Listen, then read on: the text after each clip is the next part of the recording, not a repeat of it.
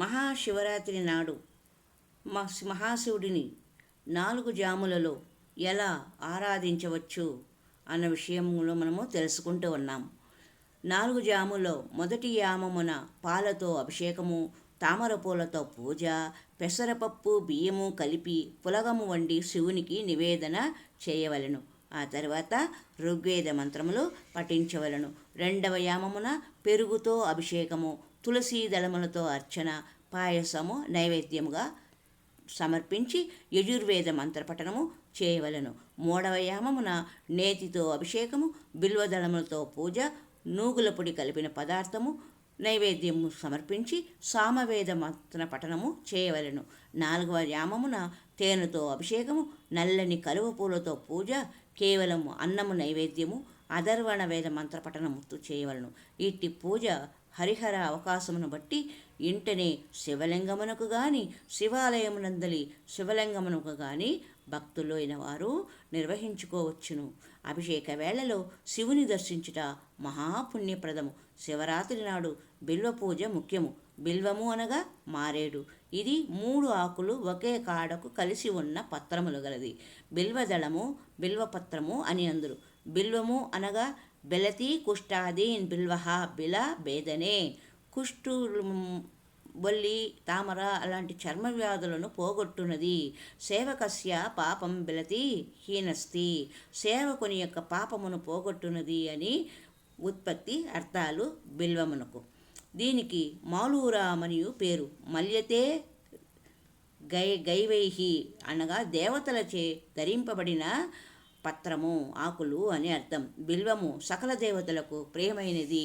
శ్రీఫలమనియు పేరు. లక్ష్మీప్రదమైనది, లక్ష్మికి ప్రియమైనది అని అర్థములు. బిల్వము ఓషధి జాతికి చెందినది.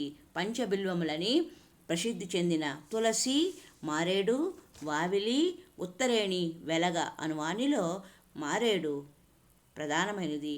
ఈ 5 బిల్వములే అనగా పాప నివారకములైన పత్రములు. మారేడు బిల్వము స్పర్శ, వాసన కూడా ఆరోగ్యప్రదమే. దీని వేరు లేదా ఆకురసము కషాయము గావించి సేవించినచో ఉష్ణమును తగ్గించును, మేహవ్యాధిని తొలగించును, పైత్యమును తగ్గించును, ఆకలిని పెంచును. కషాయము బిల్వవృక్షపు వేరు కషాయము గుండెదడను పోగొట్టును. వేరు గంధము సర్ప విషమును హరించును. పత్ర కషాయము ఉబ్బసమును, వాంతులను హరించును.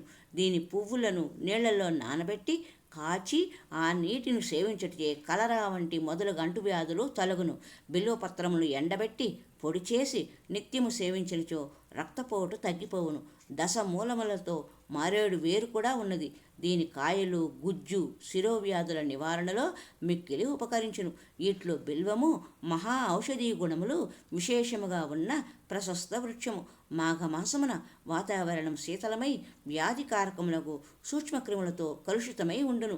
కనుక మాఘమాసమంతయు సాయంకాలం శివునికి రుద్రాభిషేకము గావించి బిల్వపత్రంతో అర్చించడం వల్ల ఇచ్చట వాతావరణము ఆరోగ్యప్రదమై ఉండును. పంచబిల్వములుగా ఉన్న ఆకులు ఎండినవైనను, ముందు రోజు పూజకు ఉపయోగించినవైనను వాటిపై నీరు చల్లి మరలా పూజకు ఉపయోగించవచ్చు అందరు. బిల్వము శివునికి పరమ ప్రీతికరము కనుక ఏకబిల్వం శివార్పణం అని బిల్వాష్టకాదులు, బిల్వ అష్టోత్తర శతనామావళులు శివ సంబంధములై ప్రసిద్ధి పొందినవి. ఇందలి త్రిదళములు త్రిలోకములకు, త్రిగుణములకు, త్రికరణములకు, త్రిజన్మలకు ఇలా త్రిసంఖ్యాకములైన అసంఖ్యాక తత్వములకు సంకేతములు. ఇన్ని తత్వములను మహాతత్వ సంకేతమైన శివలింగమునకు అర్పించుటచే జీవుడు శివస్వరూపుడై శివోహం అనడి దివ్య అద్వైత అనుభూతి పొందును. ఒక్క బిల్వదళము శివునికి అర్పించుటచే 1,000,000 యజ్ఞ ఫలము లభించునని ఆర్షవాక్యము. జమ్మి, ఉసిరిక, గరిక చేర్చి 8 బిల్వములు అనియు ప్రసిద్ధి కలదు. హరి ఓం తత్సత్. మరి యొక్క సంచికలో శివలింగం యొక్క ప్రాముఖ్యత, శివలింగాన్ని పూజించడం వల్ల కలిగే విశేషం ఏమిటి అనే విషయాన్ని మరి యొక్క సంచికలో తెలుసుకుందాం. ఓం నమః శివాయ. హర హర పార్వతీపతియే శంభో శంకర.